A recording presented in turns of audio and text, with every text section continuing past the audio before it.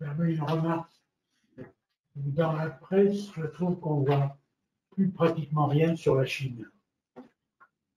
Et je trouve ça étonnant, parce que bien sûr, on en parle au mariage, ça je veux dire, mais les bonnes solutions, qui sont peut-être trop absolues pour nous, doivent exister, puisque j'ai l'impression qu'ils ont à peu près éradiqué.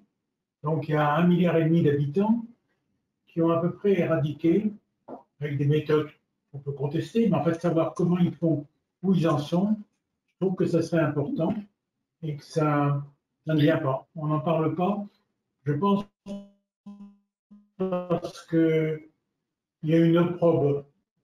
Il y a une opprobre jetée sur probablement que c'est des méthodes dont on ne veut pas. Mais la santé, ça mérite quand même qu'on regarde un peu toutes les solutions.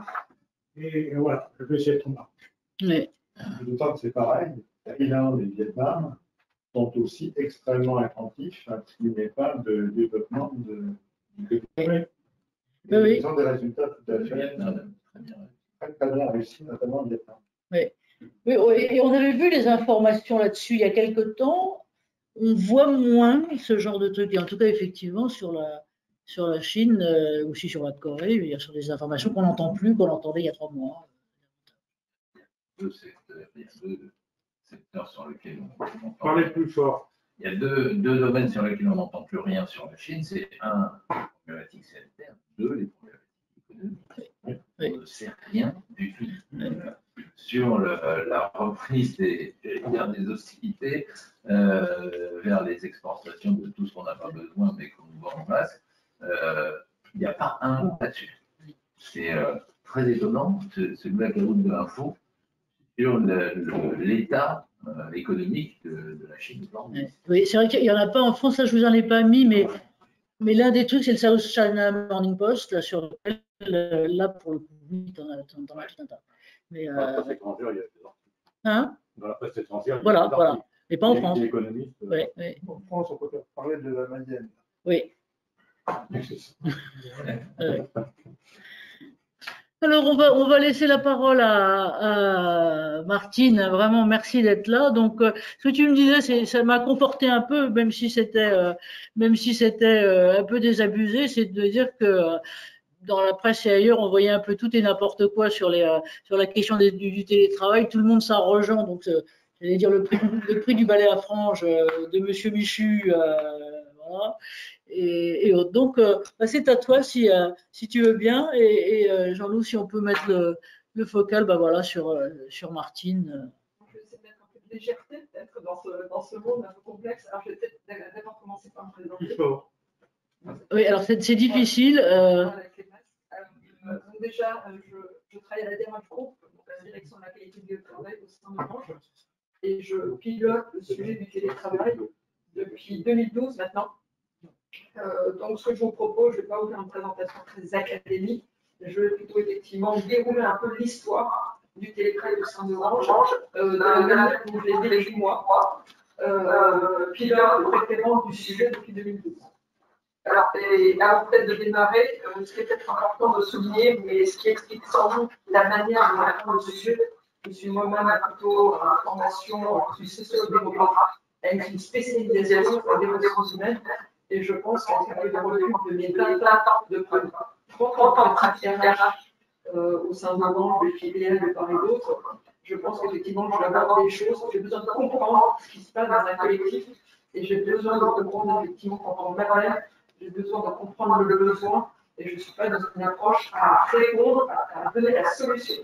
Je pense que dans tout ce que je vais dérouler, c'est le fil conducteur et c'est vraiment dans mon approche et d'éviter d'être dans le domaine un peu des sachants, d'être sur le domaine un peu des sachants, ce que je dis, mais plutôt d'appliquer dans une approche depuis le départ, je considère le télétravail qui n'est ni plus ni moins un déplacement du bureau. Si on est un peu sur le télétravail, je change de bureau, le reste, contractuellement, je ne change pas. Mais néanmoins, depuis 2012, en prenant ce sujet, j'ai compris que c'était que le télétravail, c'est une fabuleuse opportunité j'ai un petit sujet, mais de tirer le fil des télétravail plus important, et effectivement une réflexion sur comment on peut accompagner de tirer le fil de quelque chose. Je t'interromps 30 secondes pour une question technique. Apparemment, on s'entend pas beaucoup, donc on rapproche le micro là. On essaye de te rapprocher le micro et peut-être on peut prendre ça par ici ou non, ça va? Ouais. Alors, en bout de ligne, pardon, par le chat, si vous pouvez nous dire là, on a rapproché le micro. Si, Marie. Si, voilà, c'est ça, c'est que les gens le changement de lieu, c'est le film de nombreux sujets qu'on devrait traiter en permanence au sein de l'entreprise sur le livre qui soit efficace. Et effectivement, quand on tire le fil du télétravail, on doit forcément traiter aussi la question de l'organisation du travail, du management, la sécurité, les outils, le bureau, et finalement, on voit qu'on est au cœur du réacteur de la vie d'une entreprise et des équipes. Donc voilà, donc je voulais vraiment le souligner parce que dès le départ, ce que je vais vous dérouler dans mon histoire et comment on a essayé de mettre en œuvre et d'accompagner le télétravail était en tout cas pour moi un fil conducteur important dans ce qui m'est demandé à moi depuis 2012, c'est d'accompagner l'acculturation du télétravail, donc du travail à distance. Alors, notre histoire, elle a démarré très tôt en 2009 avec un premier accord qui a été signé donc, en 2009. Alors, moi, j'étais RH opérationnel, donc je ne sais plus trop pourquoi à ce moment-là. Je pense que c'était dans le cadre d'une négociation sur la GPEC. Et à un moment donné, il a semblé.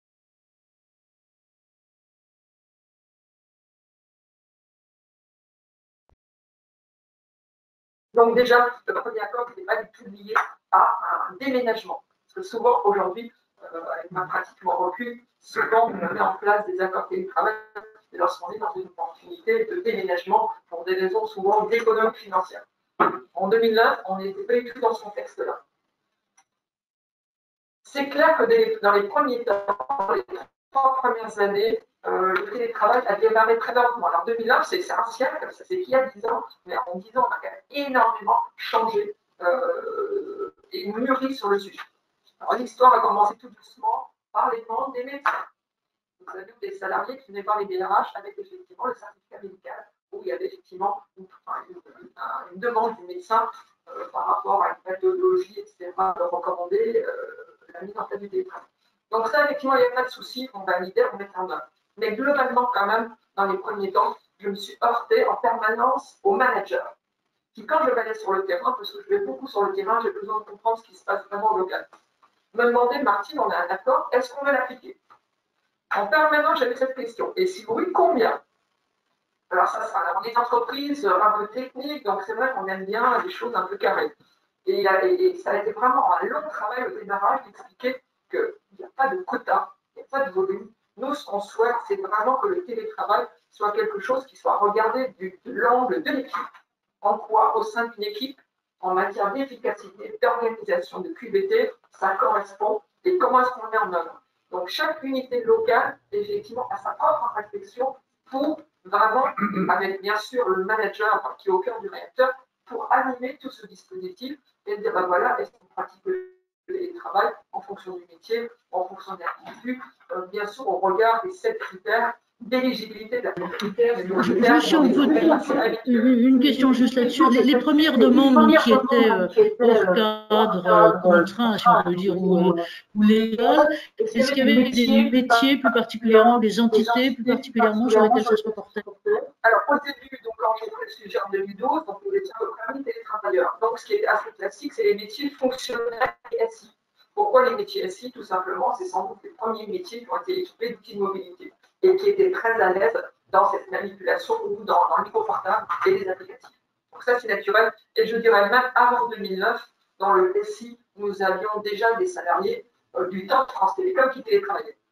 Simplement, en 2009, on a contractualisé par un accord.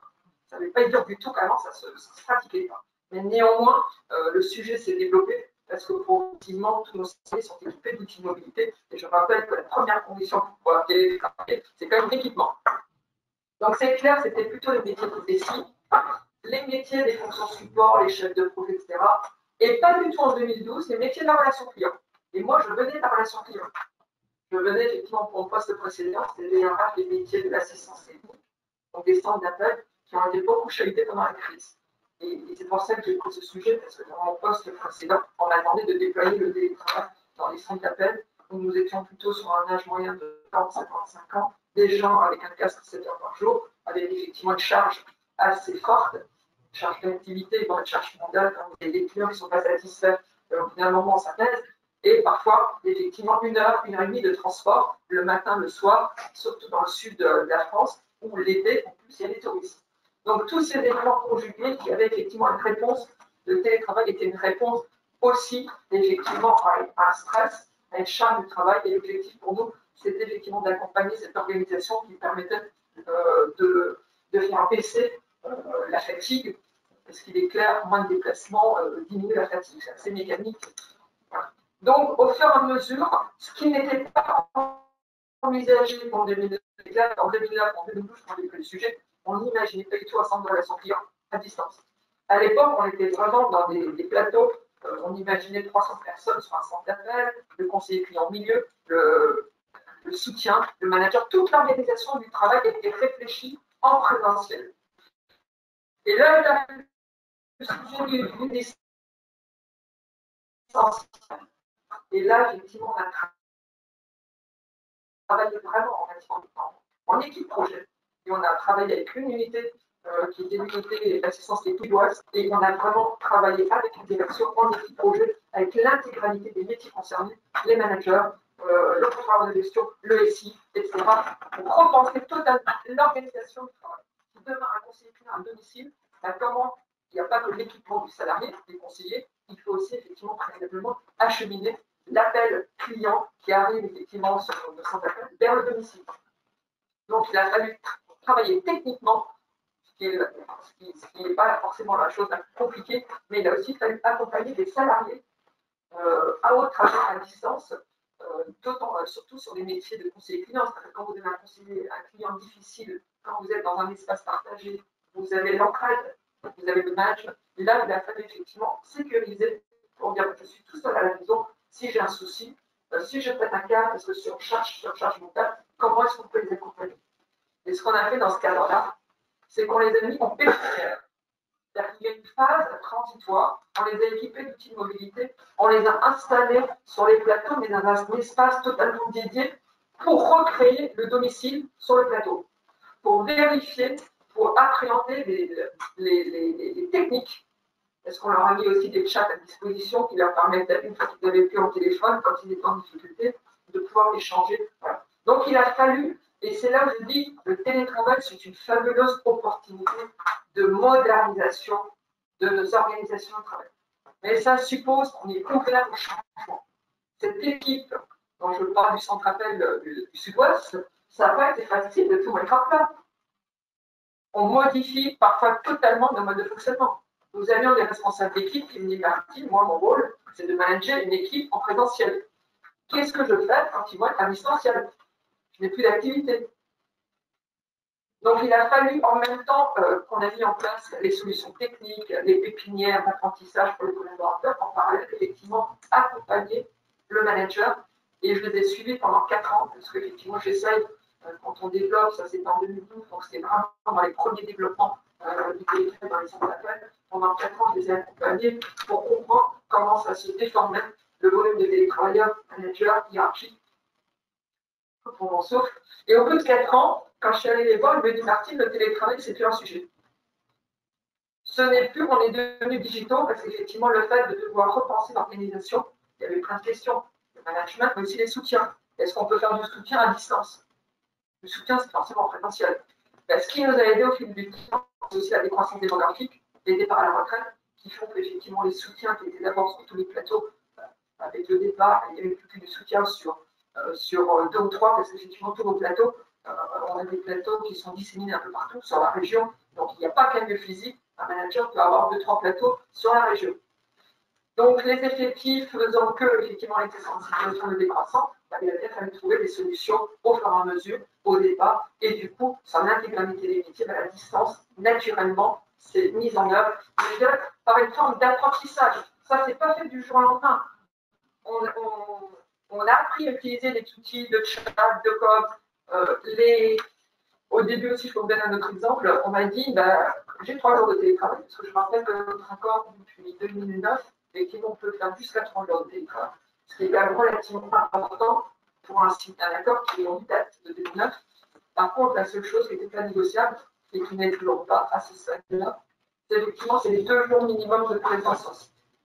Orange, effectivement, une culture du présentiel, dans le sens où on a une culture très forte, on est attaché à l'entreprise, on est attaché à ses collègues, donc c'est une valeur forte.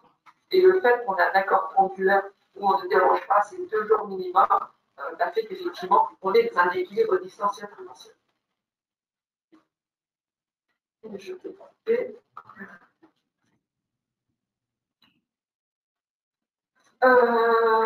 Donc, j'ai perdu du fil, du coup. 2 jours, 2 jours. Voilà, donc ça c'est vraiment important, on y croit beaucoup. Sur cet équilibre-là, on croit du tout, en tout cas, on est à des choses, à ce qu'on appelle du full remote.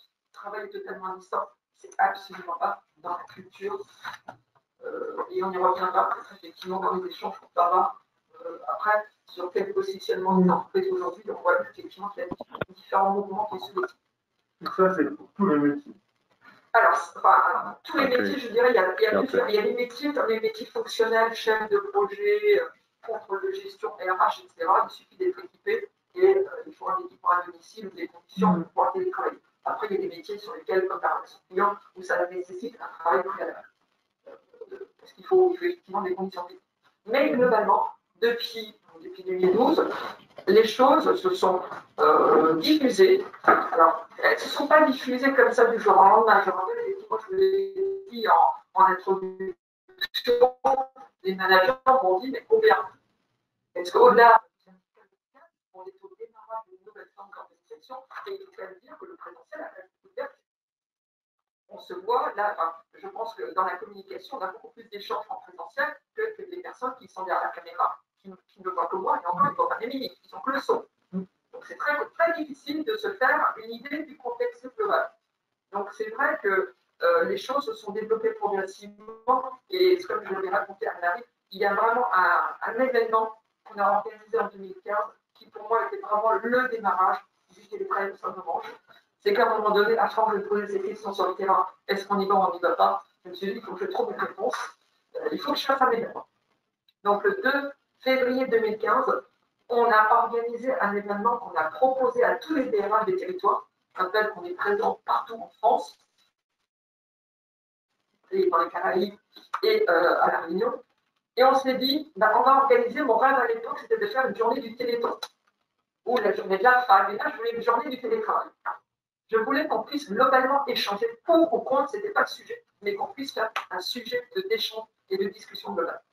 Alors, je n'ai pas réussi à monter un événement aussi important techniquement que le Téléthon, mais néanmoins, j'ai proposé toujours de manière agile, parce que je crois beaucoup, non pas sur le fait de convaincre par le bon. Je rappelle que je suis rattachée à une DRH, donc je suis l'expression du haut. Forcément, dit la DRH, vous avez des moyens. Ben, moi, je voulais incarner sur le fait qu'à partir de rien, on peut quand même faire des choses. Donc, j'ai appelé à l'époque tous les DRH et je leur ai dit, ben voilà, moi j'ai une envie, c'est de créer un événement autour du télétravail parce que vous jouez avec moi. Donc, on est parti de zéro. Je n'avais aucun moyen, pas de budget, rien. Donc, j'ai tout, je dis comme la méthode agile, j'ai tout budget. Donc, j'ai appelé les 12 DRH, ils m'ont dit, ok, Martin, on joue avec toi. Ils m'ont nommé un chef de projet. Et pour vous dire, on voulait organiser un événement d'une journée sur 7 territoires. Et finalement, on a organisé une journée sur 36 sites géographiques avec 500 personnes. Et comme il y avait la Caraïbe et la Réunion, il a fallu que ce s'imaginait à l'époque faire un événement assez classique. Le matin, le DRH parle, ça donnera même du monde. Et l'après-midi, on laisse le local gérer son animation. Là, comme on avait la Caraïbe et la Réunion, avec un décalage horaire, il a fallu m'inverser. Donc, j'ai dit, ça tombe très bien. C'est vous qui animez l'événement. Nous, on est en support et on vous aide à construire. Donc, le matin, ils ont construit leur événement avec des témoignages, des prises de parole locales. Et à 14h, les 1500 personnes sur les 37 sites ont été tous connectés techniquement. Donc, ça a été à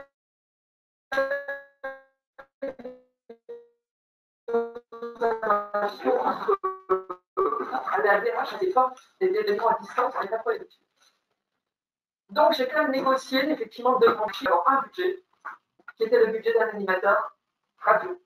Parce que tenir 1500 personnes en haleine toute une journée, ben, je pense que c'est un exploit, parce qu'il faut les motiver, il faut les garder, d'autant plus que le national prenait la parole l'après-midi. J'avais un petit challenge, il fallait calculer du monde, que si j'organise un événement et qu'à 2 heures, il y a 150 personnes, je pense que ma carrière de référent télé,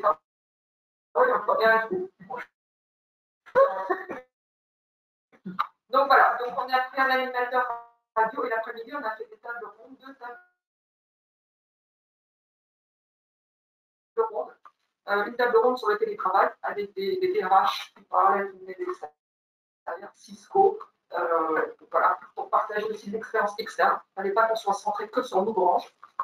Et déjà à l'époque, c'est autour de table, on a mis des syndicats externes, internes. Et puis surtout, on a mis des jeunes générations Y qui nous disaient, mais arrêtez de nous faire suer avec vos horaires. Pourquoi vous me demandez d'être là à 9h alors que moi je peux être là jusqu'à 20h, mais par contre, j'arrive pas à 11h. Donc voilà. Donc tout le sujet, c'était pas de faire du prosélytisme du tout du télétravail. Par contre, c'était vraiment qu'il y ait un lieu d'échange, qu'on pose les choses, je suis pour, je suis contre. Et je pense que cette journée qui a été vraiment un énorme succès, est devenue pour moi effectivement un peu la journée qui a vraiment lancé, qui permettait à chacune des organisations d'oser ouvrir le sujet. Cette journée aussi permis de ne pas simplement avoir, parce que d'habitude on faisait des événements à Paris, où vous avez habituellement la hiérarchie qui est présente, pas de souci avec les DRH, la hiérarchie, mais j'étais aussi conscient que quand les personnes vont sur le terrain, ils ont autre chose à faire, et qu'on perd en information. Donc là, cette journée aussi, en permettant à 36 sites, à des managers, des collaborateurs de tout niveau, l'information descendait et il y avait une propagation beaucoup plus forte que si j'avais fait des événements classiques. Quel était le profil de l'animateur radio pour organiser? Alors, c'est un journaliste qui fait, enfin, je ne sais plus si c'est France Inter ou France Info, qui fait une émission de 5 minutes, c'est mon boulot. Ah ouais. Donc, voilà, je n'ai plus son nom en tête, mais il a vraiment été parfait. Parce que, c'est pour ça que c'est important d'avoir le oui, et vous avez raison, ça a été très important parce que la tendance des entreprises comme la nôtre, quand on prend des paroles, on fait des régions, on veut tellement parler de ce qu'on fait que du coup, ça endort. Et il était vraiment là pour saccader et pour rythmer. Et on avait pris aussi à Salam un interne qui dessinait. Donc l'après-midi, on a vraiment fait une demi-journée, 3 heures, très interactive. Et puis on leur avait mis aussi du chat. C'est-à-dire que 1400 personnes pouvaient se connecter, hashtag Marseille pose une question. Donc on a vraiment rythmé avec le digital et cette journée était symbolique parce que ça combinait compétences, partage d'expérience, autonomie dans l'usage des outils digitaux, parce que si vous n'êtes pas digital, le télétravail c'est compliqué. Donc voilà, donc on a voulu organiser vraiment une journée qui incarne des valeurs de ce que c'est le télétravail, confiance, autonomie, maîtrise des outils. Vous pouvez rappeler à quelle date ça a eu lieu? En 2015. 2015. Voilà, premier accord 2009, 2015. Alors, vous voyez, on prend du temps, mais c'est important parce qu'il faut laisser du temps au temps. Alors, après, on a plein d'outils autour.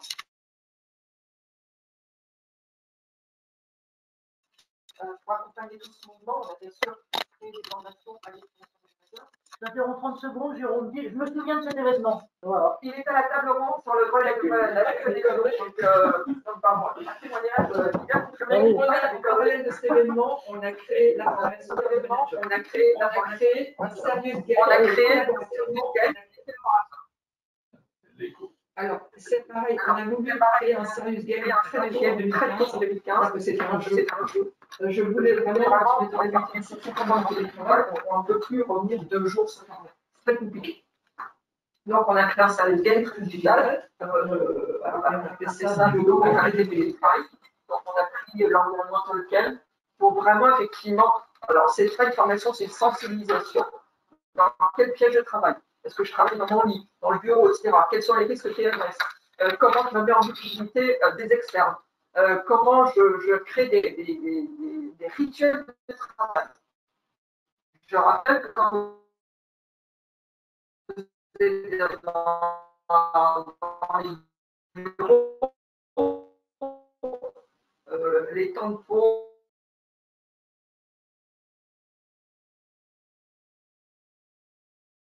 ou les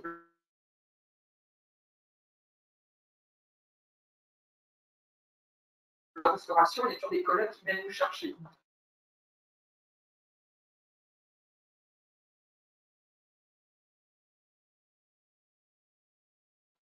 Dans le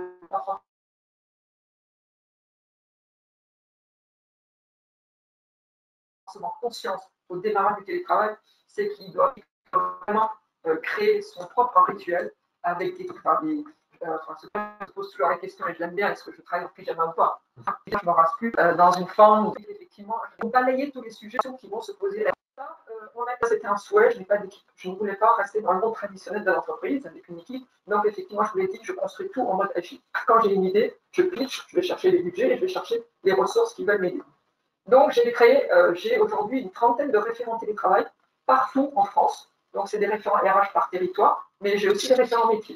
J'ai un référent de télétravail, j'ai un référent SI, j'ai un référent infirmière, un référent assistante sociale, environnement du travail. Ce qui fait que tous les sujets, quand ils sont travaillés, on travaille en 360 et ce qui permet d'avoir le regard de tout le monde lorsqu'on veut développer une idée. Ce qui me permet d'assurer, et bien sûr après on teste, on fait un test pratique avant de déployer nos outils, on fait comme la méthode agile, on prend un test utilisateur pour vérifier si ce qu'on fait leur correspond, ou de modifier, de faire la version, une fois qu'on a fait la version bêta test, on fait la version 2, ce qui nous permet, au moment national, ce qui est important, c'est que ce qu'on produit soit utile. Et juste question comme ça, tes référents sont des volontaires, tu les fais tourner, tu les as choisis comment? Moi, les référents, je demande au DRH. Voilà, moi, j'ai besoin de quelqu'un dans notre territoire qui soit le point d'entrée pour communiquer ou pour me dire ce qui se passe sur le territoire, pour que j'ai une idée de ce qu'il y a à créer. Donc, c'est des gens qui font ça en plus de leur job.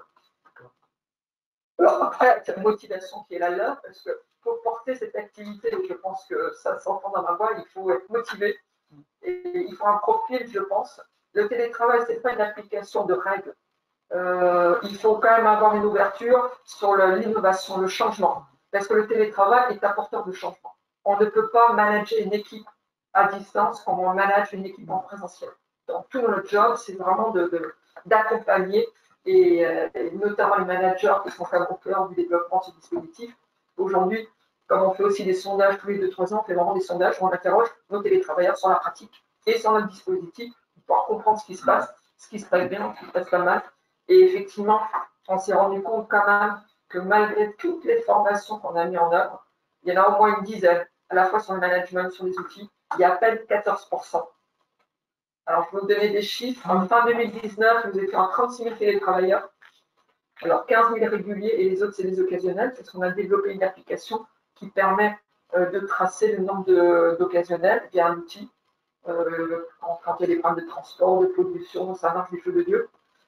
Mais néanmoins, on est un peu perplexe sur nos 2 dernières enquêtes, parce qu'on constate que très peu de gens se forment. On a vraiment un souci majeur, c'est que ce soit les managers ou les salariés, ils n'ont pas l'impression que le travail à leur domicile, ça nécessite un accompagnement. Donc, ce n'est pas les formations qui manquent. On se heurte effectivement au fait qu'aujourd'hui, en tout cas avant Covid, je dirais que sans doute après Covid, maintenant que tout le monde a testé le télétravail de manager et de salarié, je pense qu'on a sans doute une activité, j'espère, pour plus importante. D'ailleurs, ce qu'on j'ai demandé aux équipes de formation, c'est non plus d'avoir des formations spécifiques, mais ça doit faire partie de la formation de base de tout salarié, de tout manager, de tout RH. Est-ce qu'on ne peut pas l'interpréter, vous qui êtes sociologue de formation, est-ce que ça ne peut pas être interprété comme un défaut d'émulation? Un défaut d'émulation du fait que ça d'être en présentiel en termes de formation, les gens ont besoin d'évoluer. Lorsqu'ils sont chez eux, ils ont déjà une bonne connaissance de ce qu'ils ont à faire, de leur activité, mais il y a moins d'émulation de l'équipe. Vous voyez ce que je veux dire? Alors, ça dépend. Ça dépend. Je reviens à mon expérience, ma première expérience quand j'accompagnais l'équipe de relations clients du centre d'appel, en accompagnement les responsables d'équipe. Au début, ils m'ont dit, mais Martine, je fais quoi? Et comment je manage quand les gens ne sont pas là? Au bout d'un an, ils m'ont dit, mais Martine, aujourd'hui, je suis un meilleur manager. Ce qui m'a beaucoup surpris, comment est-ce qu'on peut être meilleur manager quand on est à distance? C'est-à-dire qu'il a fallu qu'elle revoie tout son schéma. En centre d'appel, un responsable d'équipe, il avait ses conseillers, il avait sa PMTG, nombre d'appels, etc. Là, à partir du moment où ce mode traditionnel ne fonctionnait plus. Il a fallu qu'elle repense et effectivement, on leur a mis le chat à disposition. Elle est devenue chef d'orchestre. Comment tu vas? Est-ce qu'effectivement, ils ont travaillé beaucoup plus la collaboration de l'entraide que ce management un peu descendant. Combien tu as effectivement? Je suis d'accord avec vous sur le management, mais c'est l'appétence. Philippe, plus fort. Plus fort. L'appétence à la formation, c'était là ma question.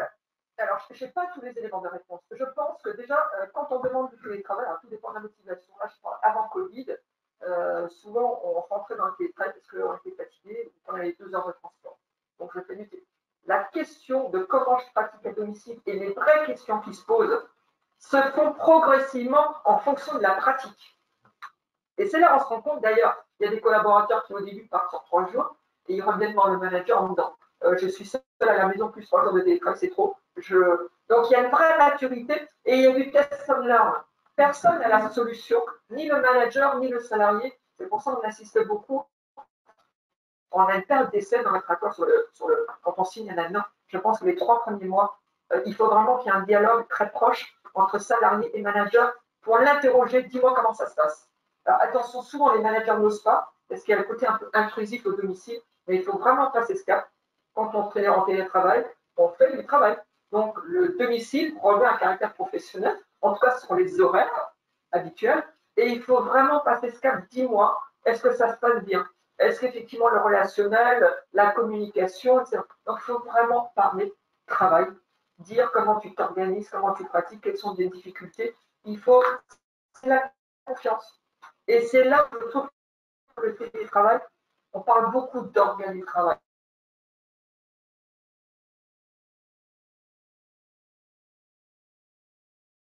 Avant de parler d'organes du travail, encore faut-il comprendre ce que c'est que le travail et comment les personnes de votre équipe le pratiquent. Et je pense que pour moi, sociologue, en valeur, ce que c'est que le travail.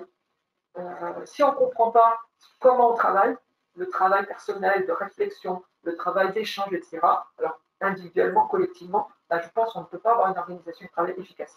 Mais ça suppose quand même de la part du management et du RH le fait qu'on revienne un peu cette brique de base du travail, je l'appelle la brique de base, mais qui est néanmoins essentielle pour permettre autant aux salariés de faire une proposition que les salariés, quand ils m'appellent en disant ah, mon chef m'a dit non, il ne veut pas que je télétravaille, mais tu m'as fait quoi? Est-ce que tu allais le voir en disant je veux télétravailler? Ou est-ce que tu as dit tiens, j'ai réfléchi, mon travail, voilà comment je fonctionne, voilà ce qui est possible pour moi de faire de manière individuelle parce que c'est un travail de réflexion, voilà ce que je peux faire parce que j'ai souvent des calls, les calls que je les fasse en présentiel, voilà. Et voilà effectivement le temps qu'il me reste. Et là, je pense que c'est de l'interaction. Donc, je pense que si tout à chacun, dans chacune des équipes, on reprend le sujet de base, de travail de réflexion, après, effectivement, les propositions de jours de télétravail, ça se met en place de manière tout à fait naturelle au niveau de l'équipe. Après, il y a peut-être un deuxième travail qui est à faire, c'est de voir aussi les interactions avec les autres équipes. C'est pour ça que c'est vraiment une remise à plat. Le sujet, ce n'est pas que je formule une demande ou pas, c'est en quoi, effectivement, par contre, on mesure quand même de réels bénéfices. Et on le voit à travers les études. On vient de lancer une étude mi-juillet. Alors, je rappelle qu'en 2018, j'avais lancé une petite étude auprès de 4000 salariés, des petits joueurs. J'ai eu 14 000 réponses. Là, mi-juillet, on a lancé une étude auprès de 62 000 télétravailleurs. Parce qu'on a 62 000 en France, salariés. 62 800 exactement. Et on a eu 39 000 réponses. On a, à chaque fois qu'on fait une étude, on a une mobilisation énorme. Et ce qu'on a vraiment appris, ne vous le répétez pas, parce que l'étude n'est pas encore, elle est en cours de partage au niveau de la direction, mais on a des taux de satisfaction énormes. Et on a interrogé, ce qu'on interroge la période Covid ou pendant Covid. Et désormais, on suit 3 populations, parce qu'effectivement, on a ce qu'on appelle les expérimentés, ceux qui le pratiquent depuis des années avec des ans. On a ceux, parce que dans nos 35 000 de fin décembre, on a quand même 28 000 salariés qui le pratiquent 8 jours par an. Ils n'ont pas totalement la même expérience que nos expérimentés qui le pratiquent plutôt 2 jours par semaine. Et maintenant, on a une 3e catégorie depuis le 19 mars dernier, puisque nous avons 62 800, donc on a à peu près, je ne sais plus, 28 000 personnes, qu'on appelle des primo-accédants. Oui, j'ai vu, ça c'est une jolie expression. Voilà, parce que, et on a vraiment, et on est dans notre étude, on a vraiment différencié les profils parce qu'on sait qu'on a satisfaction en fonction de la pratique.